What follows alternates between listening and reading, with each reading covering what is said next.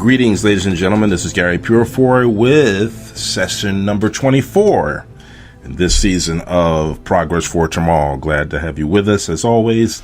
And we are very excited to bring back, for a second time, the other half of the Life Soup team. As you recall, we had in program 21, Life Soup Part 1, as it turned out. And we had a feeling that it would take 2 programs to cover the movement of Life Soup, because that's what this was entitled. And in this session, which is program 24, fitting to be the eve of our 2-part series finale, we have with us Miss Erin Martin, who is the other half of the Life Soup team. And we're going to discuss the social aspect of the Life Soup movement and conjoin it with what we discussed in the last program. But with any further ado, Erin, we're going to welcome you back to the program. How are you? Thank you so much, Gary. I appreciate you having me back. I'm really excited to share about the movement. I can't help but share it. I'm living it myself. Yes. I mean, Gero has always done a fantastic job here on MTR, filling in with Melissa during the Exposed series and bringing his knowledge on herbology, health and nutrition. In fact, he is my health guru. I haven't told you yet, but I'm telling you now, he's going to be my health guru. Because, yes, at my age, nutrition is vital, and I have already put into practice many of the things that he advocates. And I was just excited when you guys wanted to do this project and be a part of our family here at MTR, which you're doing a phenomenal job with Life Soup, which airs every day at 10 a.m. and 10 p.m. Eastern Standard Time, and 7 a.m. and 7 p.m. Eastern Standard Time as well. So catch their program, and it is probably a show that will change your life. Not probably, definitely will change your life. But moving continually in our discussion here for Project Progress for Tomorrow, I had promised during this final season that we would, in fact, cover some social issues, which we did in many respects. But as we moved further into the program, and we've gone, with several of our shows with my good friend Michael Feely, who's closing the program with me, once we head into program 21 and we started discussing the Life Soup movement, honestly, as I became more familiar with it as well, I saw the social power impact that this movement has, which doesn't surprise me because I've had conversations with Gero about social issues before. So now enter Erin W. Martin, who is the other half, who is a human rights activist herself. So Erin, tell a little bit about yourself, because this is kind of an introductory of our listeners to you and the strength that you bring. Give us your story real quickly. Sure, absolutely. I was born in Fresno, California. My parents were originally from the Midwest, but they had moved out to California and they really loved it. They loved the diversity. My parents were they were teenagers during the civil rights movement. My mother had an afro. She permed her hair to have an afro. She didn't shave her legs for a year and a half. I mean, and they were very much, they went the different direction from their parents, who were very, very conservative and even racist. Oh. And so, which I'm sure we can get more into. I remember being around my grandfather and hearing the N-word, and even my mother would look at him and say, please, no. Like, we're not okay. Yes. We're not okay with that anymore. And so my parents always brought me up with this value. My dad's best friend was homosexual. I never knew there was anything different. In my kindergarten class, we spoke 5 languages. Wow. And we had sign language that we all learned so that we could all communicate. And I just thought that was my reality as a 3 to 5 year old. And my dad got really sick and we had to leave because the pollen and the air quality was really bad, and he already had a predisposition to having problems with this. And so he was susceptible, and he almost died when I was 4. So they said, you all have to move. Wow. And so at almost 6 years old, I was transplanted to the Midwest in Tulsa, Oklahoma. Oh, okay. And a suburb of Tulsa, because Tulsa is very much kind of a liberal oasis of Oklahoma in the Midwest. It actually has the most gay people per capita, second to San Francisco, and people don't even realize that.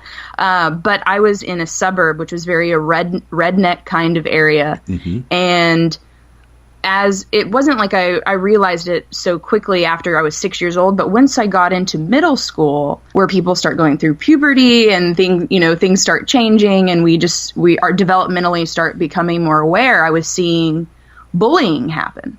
Yes. And I couldn't believe the bullying was happening. There was a new boy at school, and he was flaming gay and horribly bullied. And I just thought, I was just watching this happen, and I just didn't understand. Right. And also, this town is incredibly segregated, and I'm talking about still to this day. In the cafeteria, in one table in the cafeteria, everyone who was Black or Hispanic sat at that table. And this was, I'm 27. This wasn't that long ago. My 10-year reunion is coming up. So this was less than 10 years ago. Wow. And there was one street. My best friend was Black at Bixby High School. And the only street in Bixby, which was the most south street in Bixby, called Champ Johnson Road, was where all the Black families lived. And my best friend, she lived with her grandmother, where her grandmother had like 15 kids, aunts and uncles. They all lived in this one house intergenerationally. And that was what I was exposed to, but that was the extreme minority. And it was like insane that I was probably over there for some people. And so when I saw this bullying happen with the new gay kid at school, right, I thought this was wrong. This was really wrong. So I got with 2 other students, and we created the first gay-straight alliance at Bixby High School. And for people who don't know what a gay-straight alliance is, it's in about 500 high schools over the United States. And it is essentially a group, and it's a safe place for people to be. If they're not comfortable coming out, they can go to the group if they're getting bullied or anything like that. So the 3 of us got together. It was a senior. I was a sophomore at the time, and another sophomore. And we got together, and you would not imagine the pushback from the staff. So, how there would be rules that are written down that say, oh, every flyer that you put out, we need to approve. But no other groups, that wasn't actually being enforced at all. But for our group, it definitely was. And we actually had to get an attorney to create the group, because our principal wanted to do anything and everything he could to keep us from having a safe place. And so the deal we made was we couldn't call it a gay-straight alliance, because he didn't want the word gay there. And so we called it SPEAK, Students Promoting Equality, Awareness, and Knowledge. Excellent. Yeah. It was awesome. And so it wasn't just gay people, it was anyone who needed a safe place to be.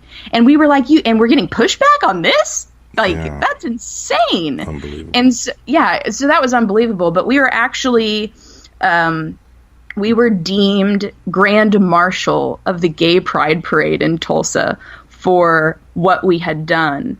And I was actually the only one available to ride in the Porsche, which is the first car, the Grand Marshal of the parade, which is in any parade.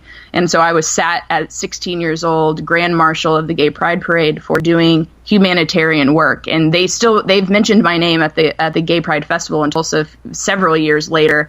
And so that was the first time that the teachings of my parents had come through, and I had said, this is enough, and I'm doing something about it, because what else am I going to do? Right. And so I started working with older adults when I was 15.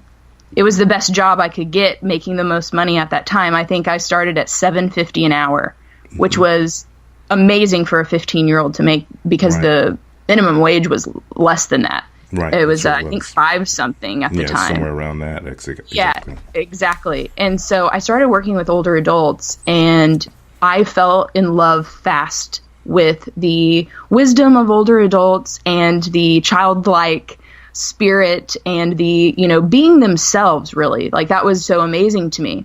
It was more of a wealthy group of people. It was an independent retirement community, but I knew that it was the only thing I loved doing. I loved being there every single day. And if you're going to work a job, then you want it to be something you enjoy doing. And so I went on to go to business school. I did some other things. And then I just knew that was the only thing that was still calling to me. And I missed it so much. And so I moved out to LA. I had to get out of Oklahoma as fast as I could, because it just was not the values that I had been taught. Right. Good move. And so I got out of there. I came out to LA, and I was searching for a master's program. And who knew, the #1 gerontology school in the entire world, the first and only freestanding gerontology school, which was founded by AARP, was 10 miles from where I had moved. And so I went there, and I just knew it was right. So I finished my master's last May in gerontology, and during that time worked as a fierce advocate for low-income seniors. And we'll get into a lot more, but that is where I am today, and end up creating Life Soup. And it has been an incredible time it's been the right time to bring this about, because I just have seen so many older people suffering. And it's not just older people, it's people. And that's what I always say, is that it's people. It's us. When I'm talking about older people, I'm talking about us. We have to do this now, because that is us. We are one. So you definitely are a fierce advocate for human rights, I would say, based on that background. And just for the sake of clarity, your alma mater is University of Southern California. Is that correct? Yes. Okay. So you are a USC grad. Yes, USC. The gerontology school is at USC. Thanks for clarifying that. Okay, yeah, that's important, because hey, USC that's a huge school. Also, leading science there. Amazing stuff going on. But most people associate you at USC though with football, because that's true. It's one of the top. It's a very visible university, of course, academically, but in terms of its media celebrity or its media celebration, it's very well known for its football program and for the players that have come from there. And unfortunately, one of those people is Orenthal James Simpson. So with that said, Erin, I tell you, we here at this program spent really a large part of last season discussing the conditions in society, why or how racism has really reared its ugly head once again here in the 21st century of all places. I know me and Michael Feely, when we go begin our 2-part series of Valley, we will discuss racism as well and give it a broader view, even on a galactic level. But here, what we're seeing, tell us how you have been able to, perhaps, in the Life Soup movement, how you've been able to address various forms of race in the work that you do.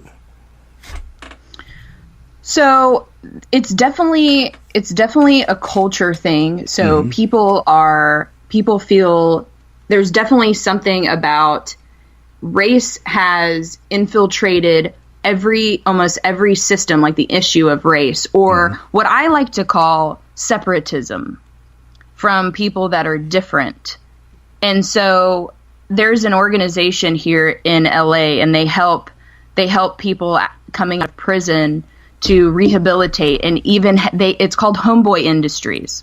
Okay. And they have even physicians who have donated time to remove these guys' tattoos or the women's tattoos so they can get jobs. It's a job rehabilitation. And one of my favorite quotes from Father Greg Boyle, who is the founder and CEO of Homeboy Industries, is we must obliterate the illusion that we are separate. And that's one of my favorite quotes, because racism is something that we have inherited. And the pain from the racism, from the history of racism, we have inherited in our cellular DNA.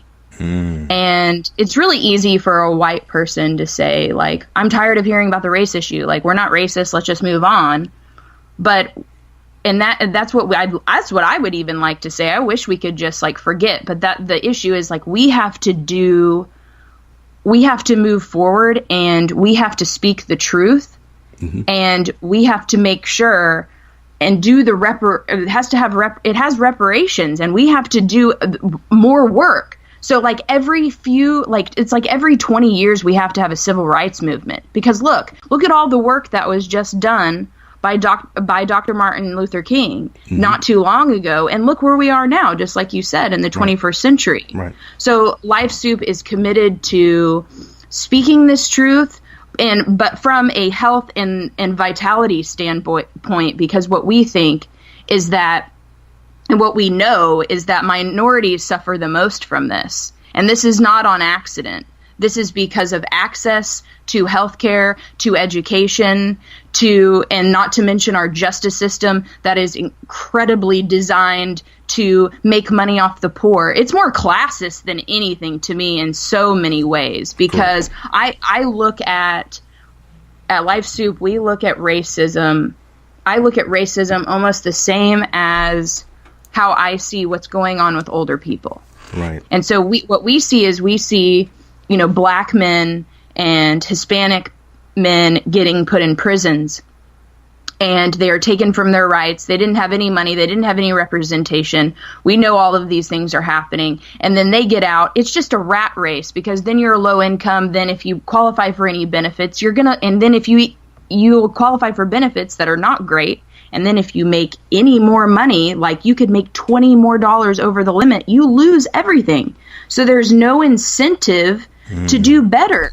And then not to mention all of the food you're going to have access to that you can actually pay for is going to be crap. And so I see that older people are also segregated.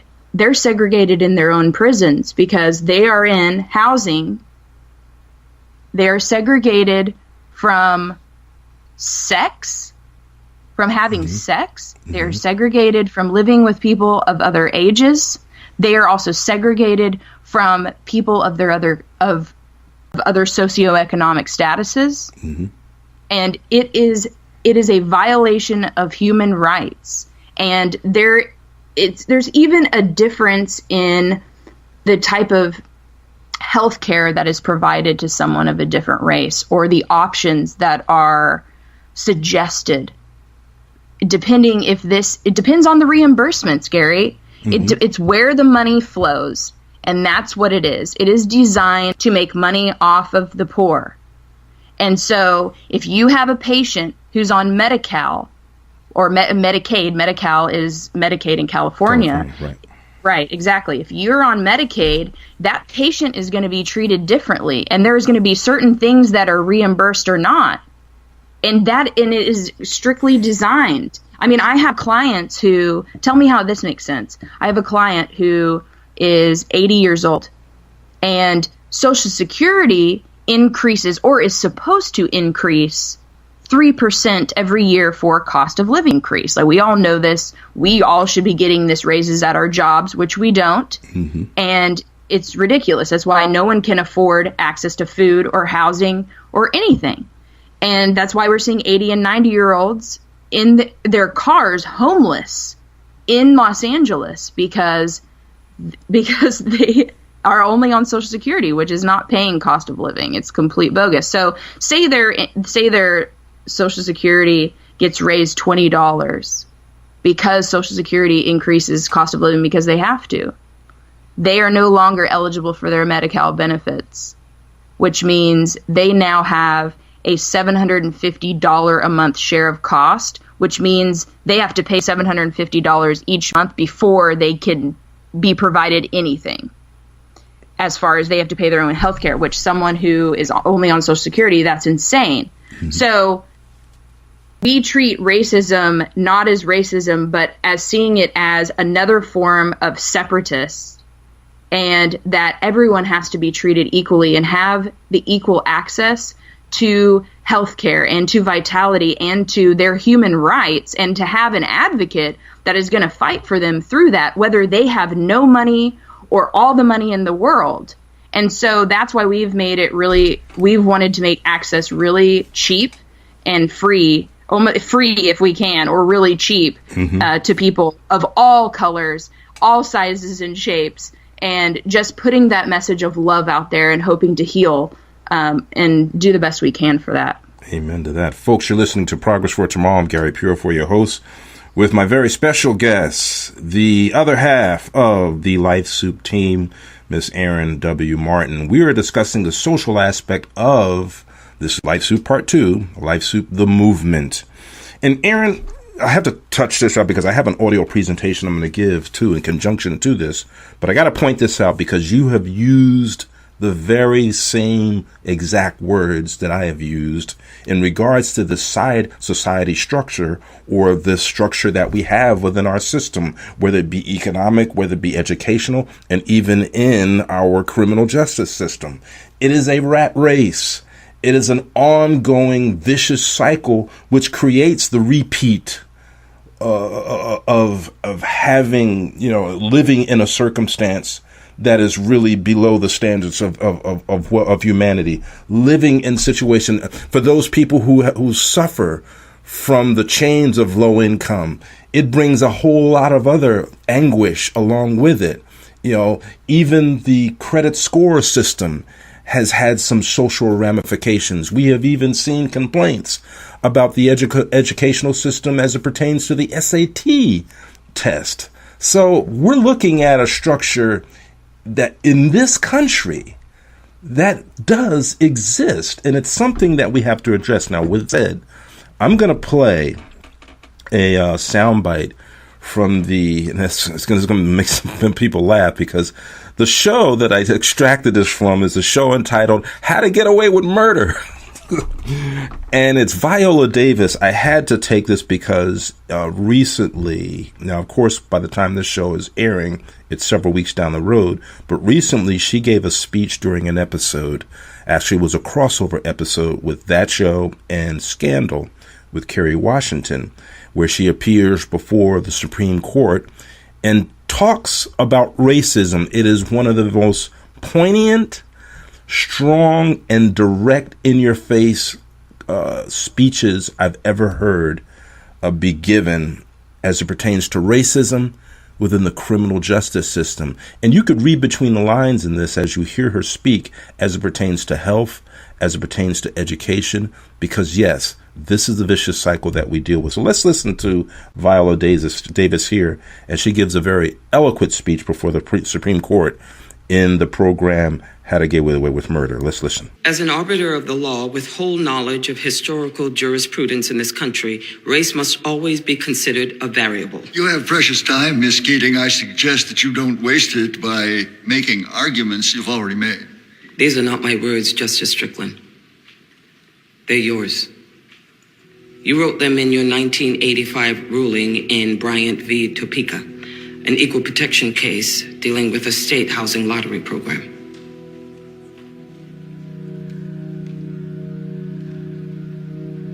Racism is built into the DNA of America. And as long as we turn a blind eye to the pain of those suffering under its oppression, we will never escape those origins. The only safeguard people of color have is the right to a defense, and we won't even give them that. Which means that the promise of civil rights has never been fulfilled. Due to the failure of our justice system, our public defense system in particular, Jim Crow is alive and kicking.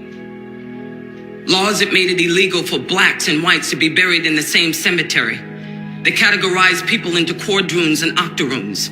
They punish a black person for seeking medical attention in a white hospital. Some may claim that slavery has ended, but tell that to the inmates who are kept in cages and told that they don't have any rights at all. People like my client Nathaniel Leahy and millions of people like him who are relegated to a subclass of human existence in our prisons. There is no alternative to justice in this case. There is no other option.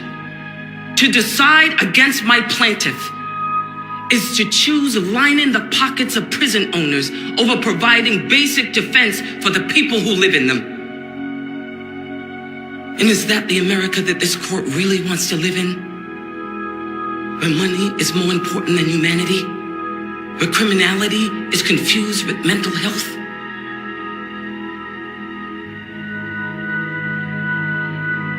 The Sixth Amendment was ratified in 1791. It's been 226 years since then. Let's finally guarantee its rights to all of our citizens. And there you have it. Now, I'm going to say something, and then, Erin, I'm going to cut you loose because I know you have a lot of comments to give in response to this very strong speech. But I have to say this because, and I as I mentioned to you in our taping discussions, this is one of the programs where I'm going to cut loose.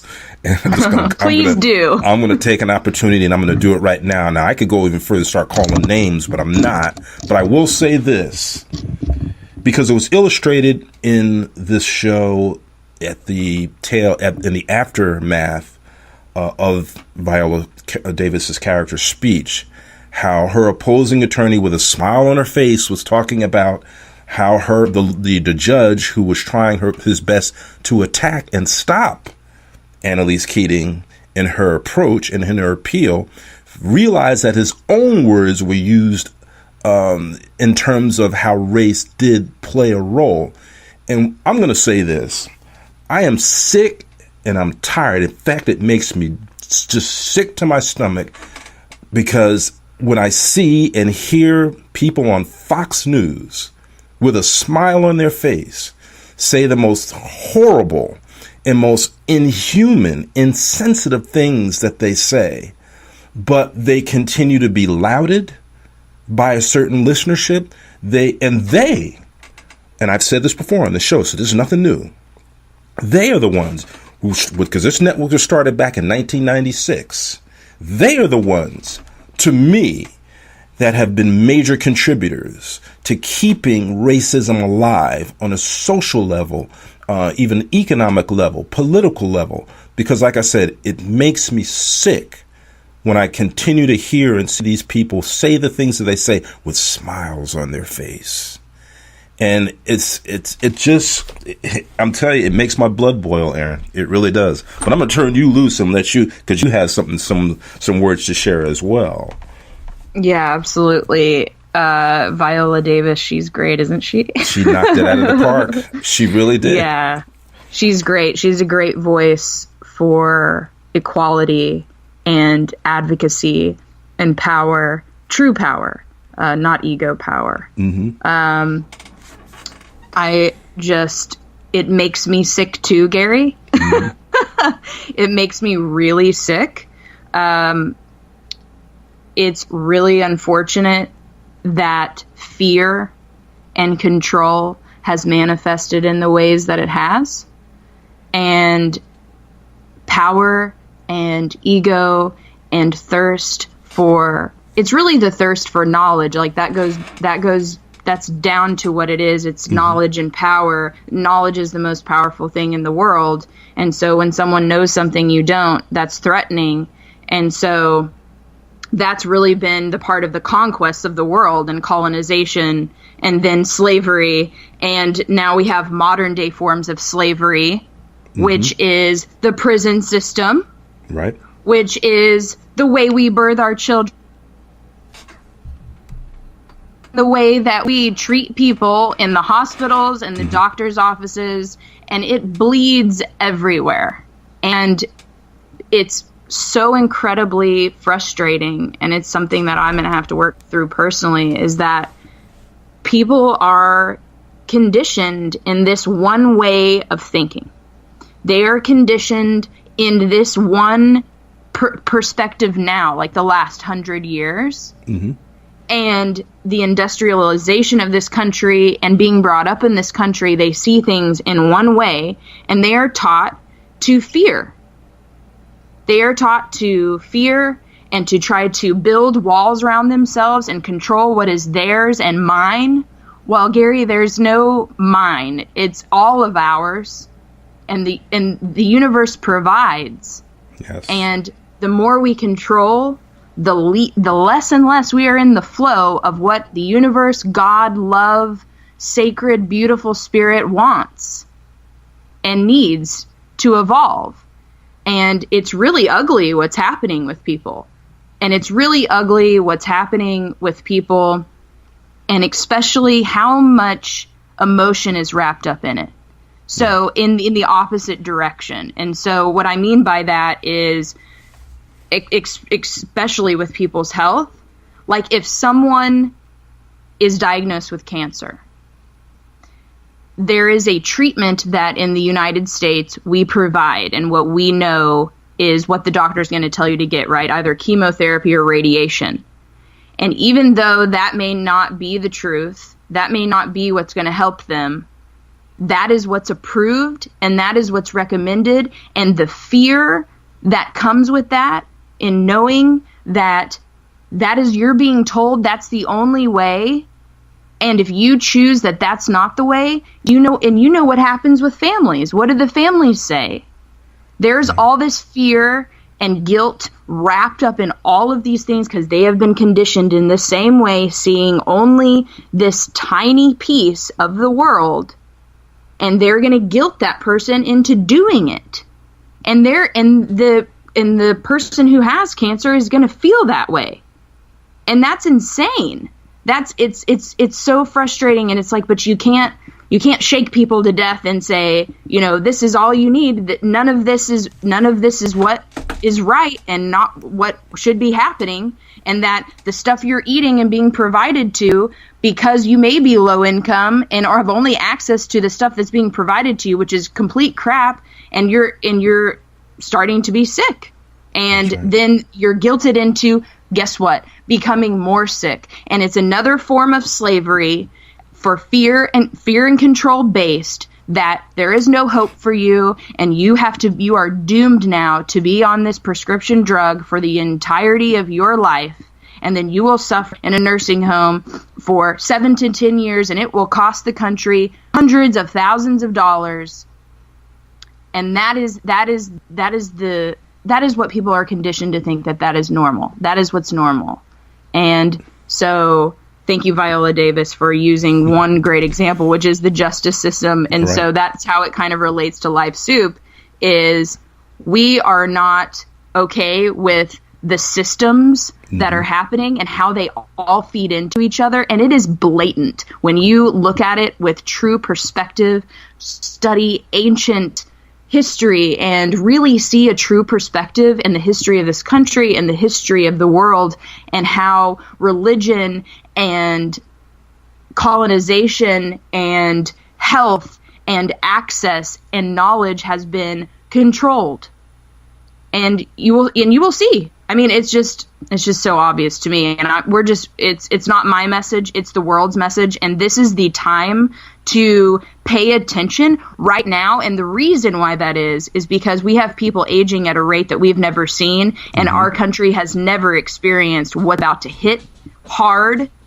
And so the baby boomers, right? 1946 to 64, there were more people born than we've ever seen in our history, and now they're all turning 65. 10,000 people a day are turning 65. And the things that they have suffered racially, the things they have suffered through their soul, which would be racially to me, the things they have suffered physically, it is going to take a toll. And the people who are worried about making money, they're going to have to change their tune real quick. Because if we don't start focusing on equality and empowerment and preventative, true vitality care, then we are going to be done. Because there is 10,000 people a day turning 65 and 70 million Americans who are only 50 have at least one chronic condition. Right. And this only increases.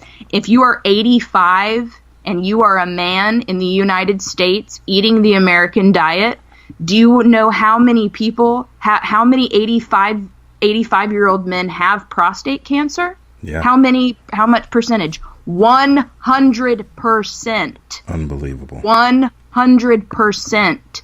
And this is starting with being low income or being discriminated against, and not even. There are wealthy people who have been conditioned in this way and have the money to have the care they need or eat well, and then that's not the choice they're making and haven't been taught to either. So there's both sides to the spectrum, but people are absolutely suffering and in a rat race from being low income, from going through the prison system or any kind of system almost. Yeah. It's terrible. And so what we do is we don't try to focus too much on that. We try to focus on what we can do. Just like when I started that Gay Straight Alliance, like I'm not going to just watch the bullying and talk about it. And people do that all the time, and that drives me insane. I mean, obviously we need to be talking about it, which is why I'm here with you. But we have to be physically doing something. Let's get together and do it. Like you said, what did you say? All hands on deck. On deck. Exactly. Because the age wave is coming. It's not the age wave. It is our souls and our life and longevity on the line. And it is time now. See, my good friend, and of course he's a friend of the station and of this program, Michael Feely, 17 years on the police force. I mean, we come from similar backgrounds. We together often use that expression, Erin, all hands on deck, because we notice even between the two of us that we come from the black and white world of law enforcement, of dealing with crime, catching bad guys, throwing them in jail. I mean, we come from that world. But when we see people like us being called into the world of the phenomena, in the world of metaphysics, in the world of really bringing light in darkness and information to lift humanity up, it lets you know that, yes, we have some issues going on, but at the same time, the universe is responding and recruiting and empowering. And that's what I tell you. When I first heard the name of you and Gero's project, Life Soup, it immediately, it was electrifying, totally electrifying, because the reality here, and this is the reason why we're doing this particular program, why we had to do a part 2 of Life Soup, discussing the social element of it, is because racism, discrimination, Jim Crow law, and everything, what's the word I'm looking for? I'm looking for polarization, segregation. All of that is really at the core of the evils that is really causing us as people, as a human race, to be destroyed. It's bringing death is what it's doing, Erin. Exactly. You know? And so life, literally, that's, in fact, the whole issue of race in this country is America's original sin. It's right there. Yes. It's right there. The whole notion of slavery, the whole notion of the treatment of Jim Crow law, the treatment of blacks and other minorities, the fact that people can be arrested for using, as it was back in the 60s, Jesse Jackson was arrested for trying to use a library which was segregated. They arrested him, put him in jail, okay? Other people have been arrested for attempting to use facilities that were preserved for whites only. So we're looking at a process and a system that has been designed to not just hold down and keep minorities as a permanent underclass, but it's also the system that is really destroying our very souls, whether we are white, black, Asian, Hispanic, or any other nationality or any other creed in this country. It's killing us. it's bringing death. And the thing, if there was anything else that I want to say in this program, and I come to that conclusion based on what I've studied, what I've investigated, and then hearing you speak, Erin, this must stop. But I love also what you said, because this is the thing, and this is what we strive to do here. We give you solutions, resources. Talk about some of those resources available in Life Soup, because we have about just under 15 minutes left in the show. Okay, great. Yeah, absolutely. So we have stuff for health. So since our food and our water is being stripped of and over-processed and over-chemicalized, we're not getting the things we're supposed to be having every day as human beings. We're not getting the vitamins and minerals that we need. It's just not happening. I mean, I went to my eye doctor and she was saying that I was lacking something in that I needed to eat more vitamin-rich food. But I asked her, I said, well, isn't that supposed to be in this food, in spinach and these other leafy greens? And she just kind of looked at me like, yeah, it's supposed to be. And I just thought, wow. Even the physician knows that our food has less and less and less of the nutrient-rich things that we're supposed to have. So what we designed was an elemental box that it's in the form of tea. So it's the most ancient type of medicine in the entire world. And it is the most raw and unprocessed form that your body is 100% of. So it's a multivitamin in a cup. Mm-hmm. So you're getting everything you need. Your body can use 100% of it. And then we have a mineral solution that is organic and from the earth. And you take just another cup a day of that. It's like a lemon mineral salt drink. It's awesome. And you have everything you need. And that's a simple thing you can go to lifesoup.org and get. As far as social issues, because that's more what we're talking about, advocacy has been something that we have newly implemented as a part of Life Soup. It was always been a part, but we just implemented the way that you can go onto our website and you can book a free 15-minute assessment for advocacy. And advocacy is for people of all ages, people who are having problems with, it could be their doctor's bill was huge and incorrectly done, and so you need someone to call and say, hey doc, these charges need to be reduced. Right? If someone needs access to food because they don't have access to food, if someone needs access to transportation, if someone needs support in any way, if someone goes to the hospital and you want someone there to make sure that their wishes are being carried out, that they're being treated correctly, that the discharge planner, the social worker, the physicians are there doing their job. Because when you have a family member who is in the hospital, I mean, and you're having urgency, the last thing you want to do is be managing like what insurance is going to pay for, what forms to fill out. I mean, there's so much money out there. And that's what I like to say is that people say, oh, there's not enough money to fix Social Security or Medicare or Medicaid or whatever. I'm like, actually, it's just the allocation of the money. There's plenty of energy going around. You just move it to other sections. Mm-hmm. And so there's so much money out there and access for people, especially people who are below poverty level.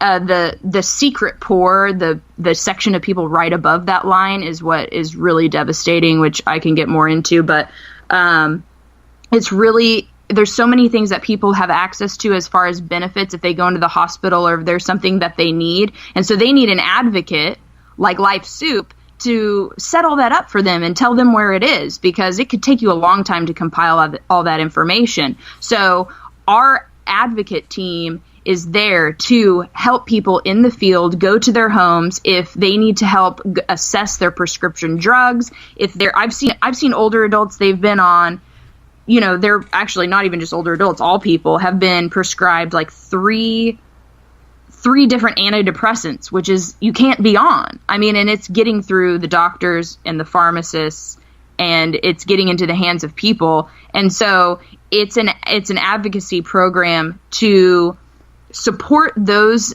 services that you are entitled to and that are available for you that you may just not know, or you might be in the state of crisis and you need someone to be an advocate. So it's a huge range of advocacy services.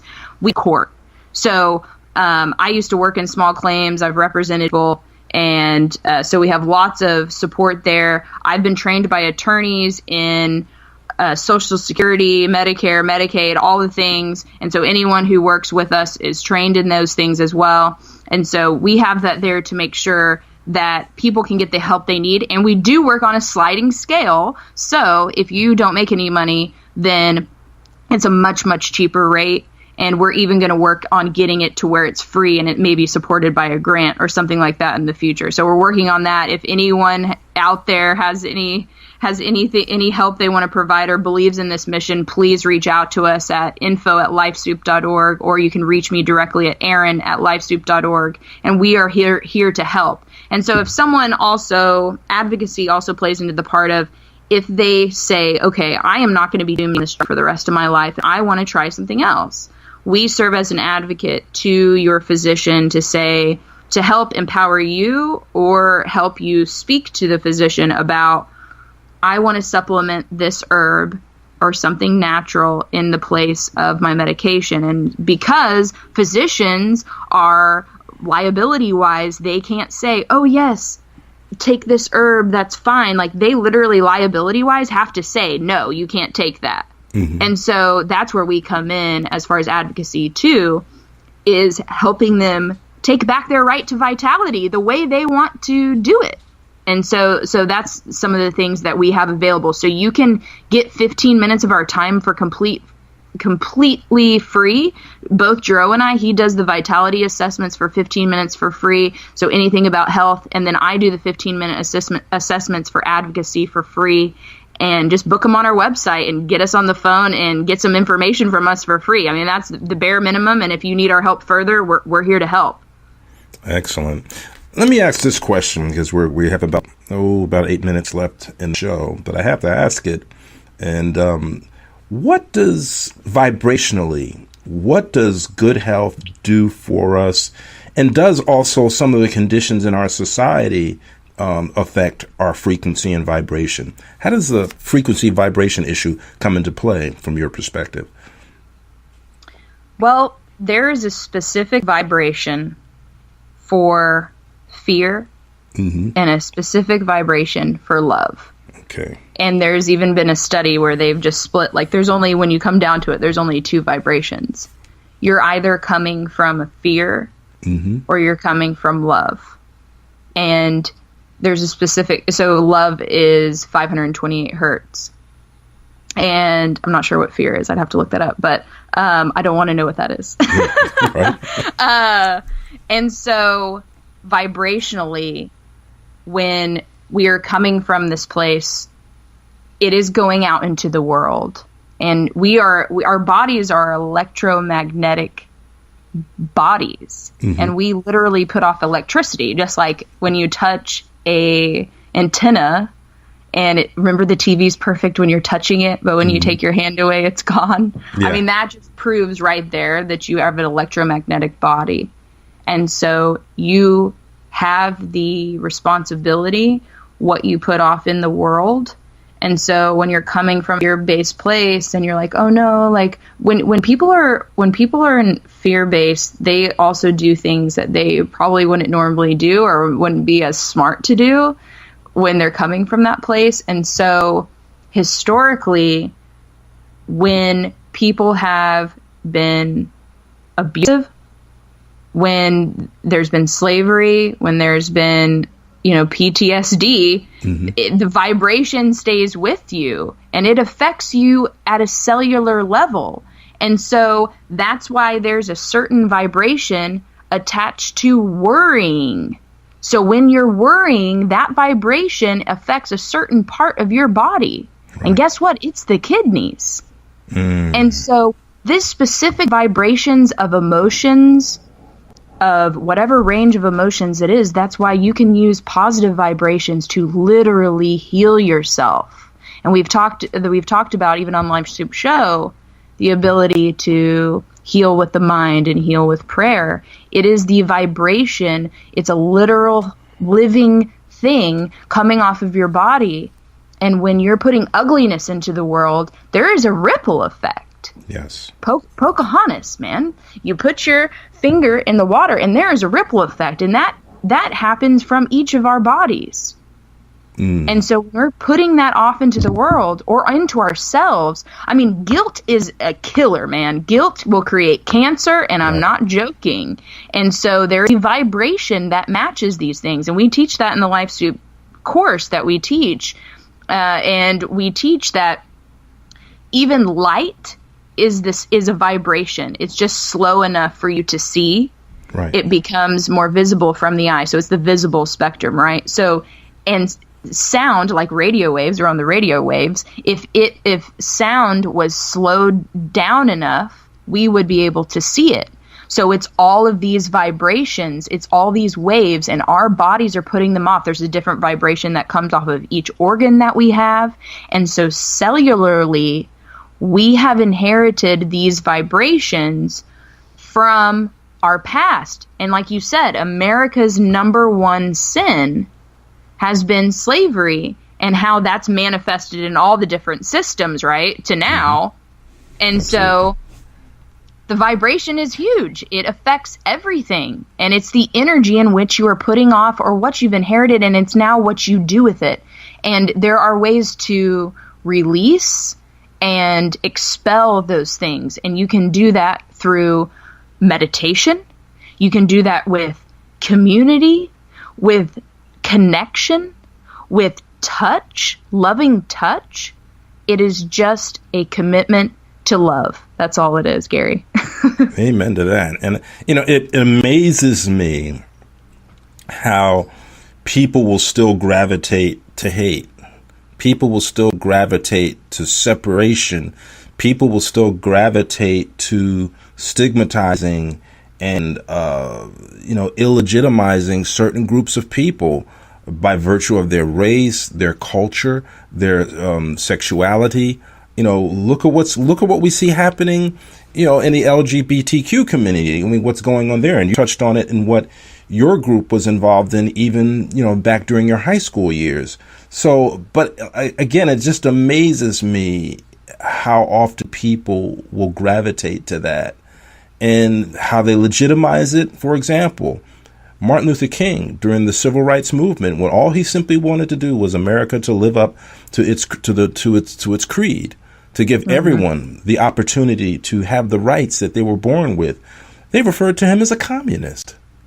So, I mean, there's different, and you're right, fear, elements, labels, distinctions, discrimination, stigmatization, all of that comes into the play when we use, and of course, and I've said it on this program many times before, and I'll say it till I'm blue in the face, religion plays a huge role in captivating people's conscience by way of guilt and fear.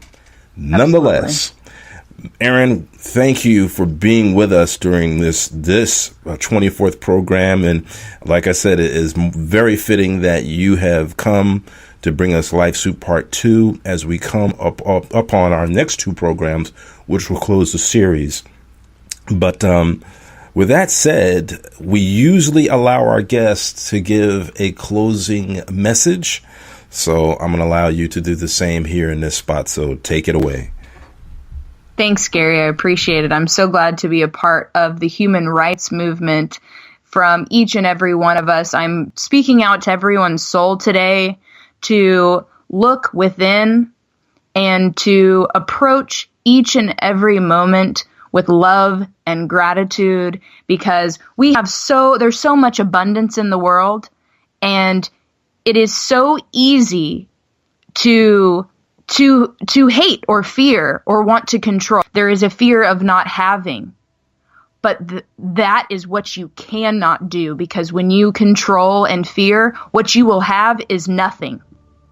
And so people are beautiful in their own expression, and everyone deserves to be treated equally and with dignity, and to what they see as a successful life. Being happy is a choice. It's easy to be sad. It's easy to let yourself go on because you can control that.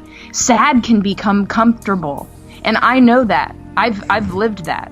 And so I have to work hard to be positive in a world that is so negative. And so if you can reach down in yourself and do the hard work, and we can do it together, it won't be as hard.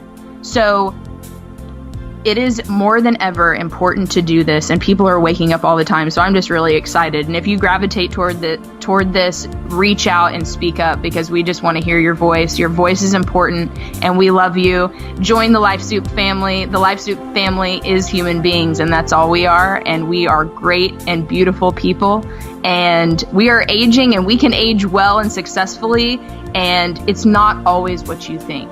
And just because you've always been taught that way doesn't mean that's what it is. That's right. And again, I want to repeat your website. You can find Erin and Gero at their website, which is lifesoup.org. That's correct, right? Lifesoup.org? Yes. And again, listen to the program here on Metaphysical Talk Radio, Life Soup, every day at 7 a.m. and 7 p.m. Pacific Time, and 10 a.m. and 10 p.m. Eastern Standard Time, right here at Metaphysical Talk Radio. Well, folks, that is our program, and as always, we encourage you to join us for our next program, but until that time, we'll see you next week.